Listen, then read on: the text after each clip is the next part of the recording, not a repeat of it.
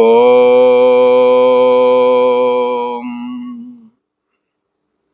श्री योग वासिष्ठ के उपसम प्रकरण में श्री वशिष्ठ जी महाराज बोले, हे राम जी, अज्ञान रूप पाप इसके विचार से नष्ट हो जाते हैं।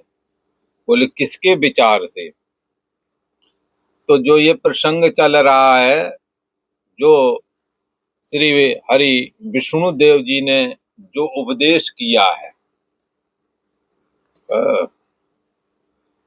श्री हरि विष्णु देव ने जो उपदेश किया है, उस उपदेश को विचार करने से क्या होता है? पाप नष्ट हो जाते हैं। अज्ञान रूप पाप, सबसे बड़ा पाप क्या बता दिया? अज्ञान। अज्ञानता से बहुत सारे काम हम जो गलत नहीं करना चाहते तो गलत हो जाते हैं। जैसे नासमझी हो, यही श्री महर्षि ब्रह्मर्षि वाल्मीकि जी महाराज नासमझी के चलते जंगल में हिंसात्मक कर्म में भी प्रवृत्त हुए थे। तो जितने भी कर्म हुए हैं वो नासमझी से हुए। नासमझी का ही दूसरा नाम है अज्ञान। तो अज्ञानता के कारण कुछ हिंसात्मक कर्म में उनकी प्रवृत्ति थी, परंतु जब गुरुओं ने, ऋषि महर्षियों ने, नारद आदि ऋषियों ने उन्हें उपदेश किया तो अज्ञानता निवृत्त हो गई और उन्होंने हिंसात्मक कर्म का त्याग करके और ब्रह्मर्षि की पदवी को तपस्या के द्वारा प्राप्त किया। तो क्या है कि सारे पापों की जड़ अज्ञानता ही कही गई है। इसलिए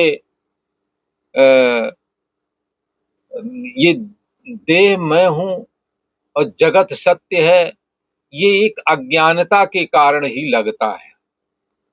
और यद्यपि प्रकृति हमें प्रतिक्षण उपदेश करती है कि ये जन्म से पहले देह नहीं था और न जगत था, और मरण के बाद में भी आपके लिए न देह रहेगा न जगत रहेगा। कोई कहे क्यों नहीं रहेगा, मर गए लोग तो ये जगत तो है, हम तुम हैं।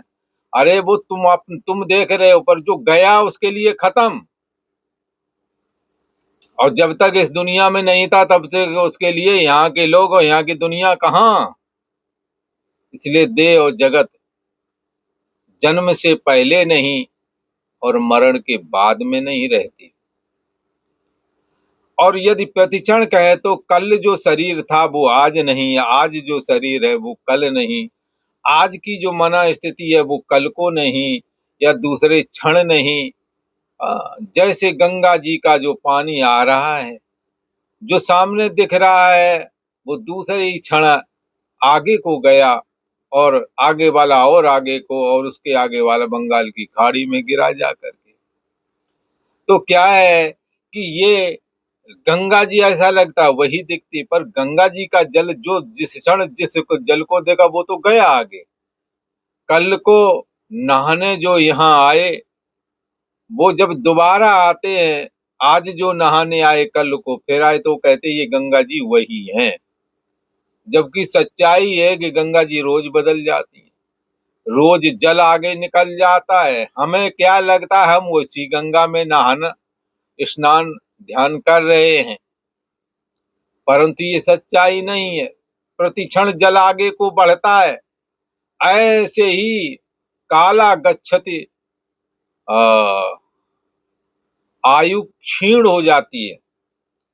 काला क्रीडत गच्छति आयु, ये काल क्रीड़ा कर रहा है, आज की भोर सुबह की शाम, ऐसा करके प्रतिक्षण ये बदलाव हो रहा है जो हम और आप महसूस नहीं कर पा रहे। इसलिए विचार दृष्टि से कहते हैं कि ये जन्म से पहले और मरण के बाद में जगत नहीं रहता। इसलिए देह और जगत ये मिथ्या है। तो किसी ने कहा मिथ्या क्यों बोलते, झूठ है ऐसा बोलते हो, असत है ऐसा बोल दो। बोले ऐसा नहीं बोल सकते हैं। मिथ्या शब्द उसके लिए उपयोग किया जाता है जो दिखता तो है परंतु उसकी सत्ता नहीं है, रहता नहीं है। बचपना जवानी बुढ़ापा करके इस शरीर में हमने अवस्थाएं देखी, हम तो बने हैं पर ये शरीर वैसा नहीं रहा। इसलिए ये जानने वाले को जो जानता है सोई जाने देहि देव जनाई, जानत तुम्हें तुम्हें हो जाई। ऐसा अंतर्यामी आत्मा को जानने वाला आत्मविद आत्मई भवति, ब्रह्मविद ब्रह्म ही भवति। ब्रह्म को जानने वाला ब्रह्म ही हो जाता है। तो जो ब्रह्म को जानता है उसका अज्ञान खत्म हो गया, क्योंकि ब्रह्म ही सबकी असली मैं है। और जिस देह को एड़ी से चोटी तक, जिस अपने पिंड को अपना मैं स्वीकारते हैं, ये जन्म से पहले मरण के बाद में नहीं रहता। वर्तमान काल में भी प्रतिक्षण बदलता है, पर कोई इसमें ऐसा भी है जो इस बदलाव को जानता है। वो इस बदलाव, बचपना आदि जो शरीर था उसमें भी वो है। जब था बचपना तब वो है और जानना पना के रूप में ही था, और आज भी जब नहीं है तो उसके अभाव को भी जान रहा कि अब वो नहीं रहा समझ। अब वो जवानी बचपना वाली अवस्था नहीं रही। आना भी जिसने जाना जाना बचपना का, बाल्यावस्था का, जवानी का आना जाना, पर इन दोनों का जाते हुए भी वो जान रहा है, अब जा रहा है। बचपना भी गया। लोग कहते हैं अरे तुम बचपना दिखाते हो, तो 20 साल के हो गए, तुम जवान हो, तुम ऐसे छोटे काम, बच्चों वाले काम मत करो। आमतौर पे लोग उपदेश देते हैं, तुम जवान हो गए हो। बोले पहले पहले बोले बालक थे तब चल जाती थी ये सब बातें बचकानी, पर अब नहीं चलेगी। और अवस्था बड़ी, अब बाल सफेद हो गए, 45-50 पहुंच गए, बोले अब वृद्धावस्था है, अब संभल के चलना है। और जो जवानी में बोलते रहे वो बुढ़ापे में नहीं बोल सकते। भोजन भी बदल जाएगा, शरीर एक्सेप्ट नहीं करता उतना जितना कि पहले करता था। सब में बदलाव है। और कौन है को देवा यो मनः साक्षी, जो इस मन के बदलाव को, शरीर इंद्रिय आदि के बदलाव को जानता है। सा आत्मा, जो जानता है वो आत्मा ही चेदवेदी अथ सत्यमस्ति। अगर इसको जाना है तो ठीक है, और नहीं जाना अथ महति विनष्टि, तो महान हानि कर ली है। यहाँ श्री बसिर जी महाराज कहते हैं सबकी जड़ में अज्ञानता है। अज्ञानता सबसे बड़ा पाप है। तो देह को मैं मानना, कई संत कहते देह को मैं मानना सबसे बड़ा ये पाप है। देह और जगत को, देह मैं हूं, जगत मेरा, मैं मेरा तू तेरा करके इसको ऐसा मानना सबसे बड़ा ये पाप है। सब पाप इसके पुत्र है, सब पाप का ये बाप है, ऐसा भी कहते हैं। श्री बसिर जी महाराज कहते हैं पापों का कारण जो अज्ञान है उसका नाश करने का यह एक विचार है। कौन सा विचार? प्रहलाद आख्यान। प्रहलाद ने कैसे कैसे अपने पिता हिरण्याकश्यप के वध के उपरांत अपना बैलेंस किया, दैत्य समुदाय को भी बताया कि हमारा शत्रु जो भगवान विष्णु है वो महाबलवान है, देखने में सुकुमार और कोमल दिखते हैं, पर उनके शरीर पर कोई अस्त्र काम नहीं करता, वज्र का शरीर है। हमारे पितामह और बहुत सारे राक्षसगण उन महान पराक्रमी विष्णु के हाथों मारे गए, और हम भी यदि अब लड़ेंगे तो हम भी मारे जाएंगे। इसलिए हमें उन भगवान श्री हरि विष्णु देव जी की शरण ग्रहण करना चाहिए। यदि हम ऐसा करेंगे तो निश्चय ही भगवान विष्णु देव हम पर कृपा करेंगे, तो हम विष्णु को अधीन कर सकते हैं भक्ति के द्वारा। नान्या पंथा विदिते यनाय, इसके अलावा और कोई रास्ता ही नहीं है। इसलिए हे दैत्य गणों, मैं विष्णु ही हूं, ऐसी आंग्रह उपासना का आश्रय लेकर के और आसन लगा के बैठ जाओ। जब तक ये उपासना सिद्ध ना हो जाए तब तक उठना नहीं है। प्रहलाद जी ने समाधि लगाई इसी अहंग्रह उपासना का आश्रय लेकर के 5000 वर्ष के बाद में श्री हरि विष्णु देव जी आए और उन्हें जगाया। जगा करके दुर्लभ तत्व ज्ञान का उपदेश दिया है। ये जो दुर्लभ तत्व ज्ञान का उपदेश दिया है, इसका विचार करने से पाप नष्ट हो जाते हैं। श्री वशिष्ठ जी महाराज कहते हैं, किससे? श्री राम प्रभु से कह रहे हैं। अज्ञान का उसका नाश करने वाला, अज्ञान का नाश करने वाला यह विचार है। इससे विचार का त्याग कदाचित न करो। हे राम जी, विचार का त्याग नहीं करना है। एक जगह एक किताब पर लिखा था, स्वाध्याय प्रवचनाभ्याम न प्रमादितव्यम। स्वाध्याय और प्रवचन में प्रमाद नहीं करना चाहिए। यद्यपि प्रमाद आजकल हो रहा है, मोबाइल आदि के कारण समय ही नहीं मिलता। जब देखो मोबाइल खेल निकाल लेते हो, दर दर आगे आगे बढ़ाते चले, नई नई चीजें आती है, वो छुट्टी नहीं मिलती, चपक जाता है, दिमाग भी बंद जाता है। पर शास्त्र ने जो कहा वही सत्य है कि स्वाध्याय और प्रवचन में प्रमाद नहीं करना है। परम ब्रह्म परमात्मा का चिंतन करना, कथन करना है, अभ्यास करना है। तो यहाँ श्री वशिष्ठ जी महाराज कहते हैं, जो मनुष्य इस प्रहलाद की सिद्धता को, जो प्रहलाद की सिद्धता हमने कही है कि वो कैसे आत्म तत्व में स्थित हुए, आत्म तत्व की सिद्धि उन्हें कैसे मिली, इसको हम लोगों ने कहा है तुमसे। और हे राम जी, जो मनुष्य इसको विचारे, उसके अनेक जन्मों के पाप नष्ट हो जाते हैं, इसमें कुछ संशय नहीं है। राम जी ने पूछा, हे भगवान, प्रहलाद का मन तो परम पद में लग गया था, पांचजन्य शब्द से उसको विष्णु भगवान ने कैसे जगाया? श्री वशिष्ठ जी महाराज बोले, हे निष्पाप राम जी, संसार में लोक में मुक्ति दो प्रकार की है, एक सदेह और दूसरी विदेह। देह के सहित जीते जी मुक्ति का एहसास करना, इसको सदेह मुक्ति कहते हैं, इसी को जीवन मुक्ति भी कहते हैं। और दूसरी विदेह मुक्ति, देह के त्यागने के बाद में ये चेतना ब्रह्मलीन जब हो जाती है तो उसको विदेह मुक्ति कहते हैं। एक तो उसका भिन्न भिन्न विभाग है, उसको मैं तुमसे कहता हूं, तुम सुनो।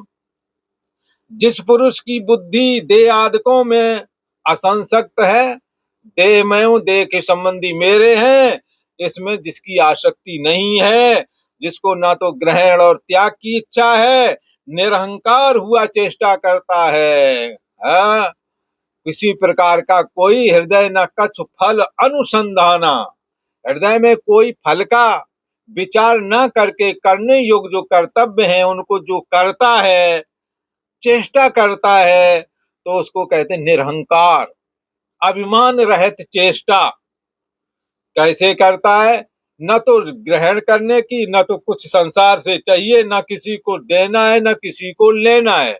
इसको साधारण भाषा में अपने गांव वाले बंधु क्या कहते हैं, कछु लेना न देना, मगन रहना।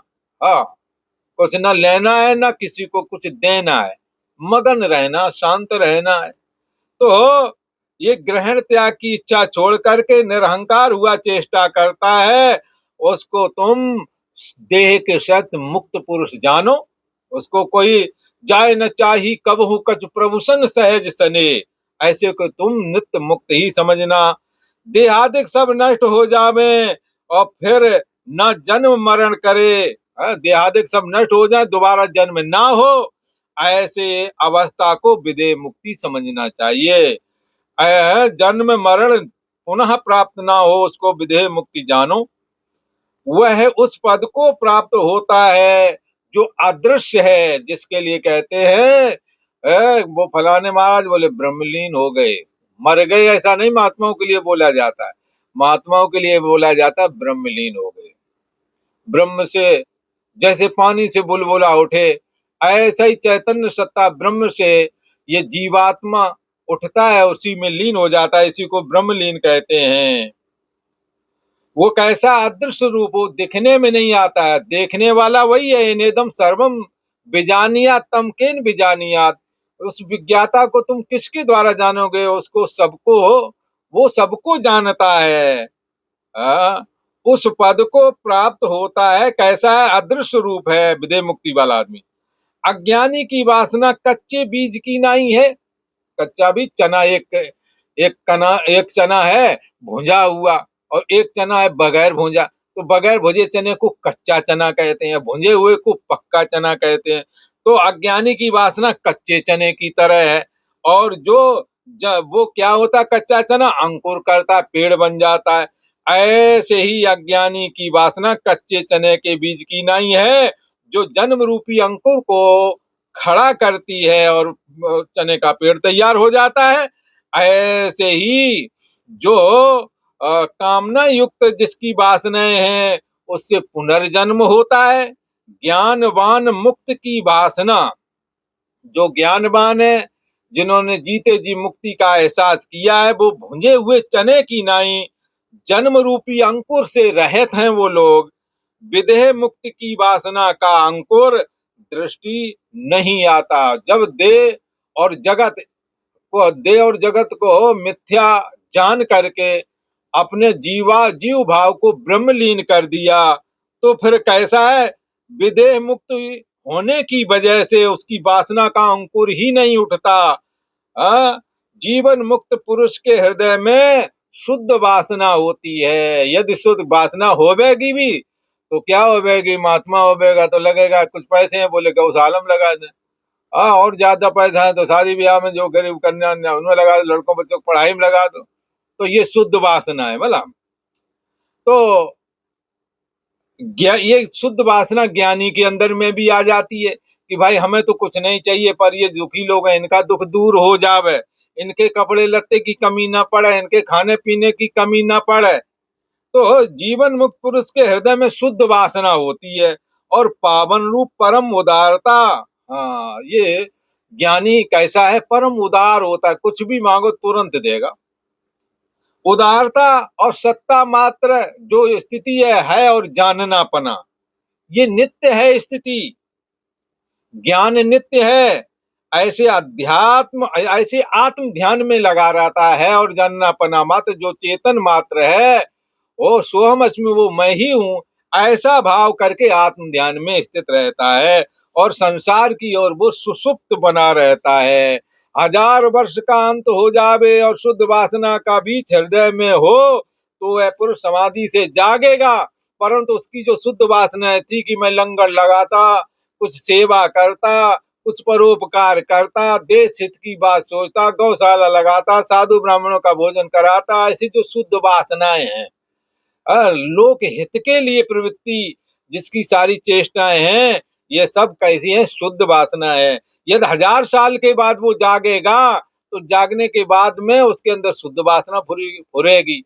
अशुद्ध भावना वाले की समाधि लगती नहीं, पर शुद्ध वासना भी एक न एक दिन, चाहे 1000 वर्ष की समाधि लगाओ, जब जागोगे तो उसके अंदर वही शुद्ध वासना फुरेगी। तपस्या वाले को तपस्या करने की इच्छा, मुक्ति होते हुए भी, जीवन मुक्त होते हुए भी विश्वामित्र जी जीवन भर तपह कर्म करते रह गए, और जीवन मुक्त होते हुए भी वशिष्ठ जी महाराज कर्म कांड करते रह गए, और जीवन मुक्त होते हुए भी दत्तात्रेय जी महाराज क्रोध करते रहे, और जीवन मुक्त होते हुए भी दत्तात्रेय जी महाराज जगत के समस्त कार्यों को करते हुए निर्लेप रहे, असंग रहे। और ये अत्रि महर्षि के तीनों पुत्र, एक दत्तात्रेय है जिनमें भगवान विष्णु की चेतना है, और दुर्वासा जी जिनमें रुद्र की चेतना है, और चंद्रमा जिनमें ब्रह्मा जी की चेतना है। ये तीनों भाई अत्रि जी के पुत्र हैं, और ब्रह्मा विष्णु रुद्र के अंश से प्रकट हुए हैं। तो भी शुद्ध वासना इनकी अलग अलग। एक तो चंद्रमंडल का अधिपति हुआ, तो दुर्वासा जी अथर्ववेद के ज्ञाता, और मारण सम्मोहन सारे मंत्र उनको सिद्ध हैं। वो जगत के कल्याण के निमित्त आतताइयों को दंडित करते हैं श्राप के द्वारा।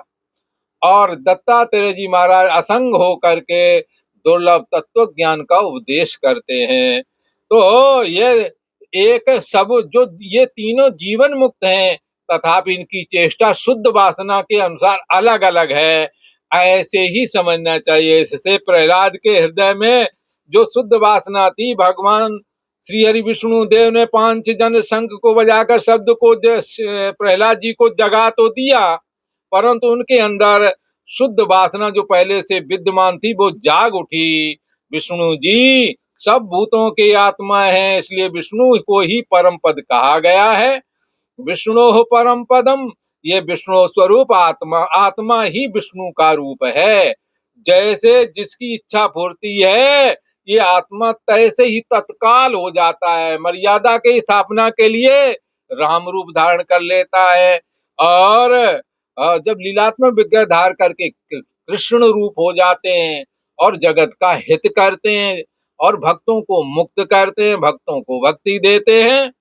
ऐसे ये अंतर्यामी आत्मा ही देश काल के अनुसार वैसे वैसे आकार ग्रहण करके जगत का संचालन, जगत के कार्य में ये हाथ बटाते हैं। अवतारी पुरुष भी ये हैं तो साक्षात परम ब्रह्म स्वरूप, तो भी जगत के हित में ही लगे रहते हैं।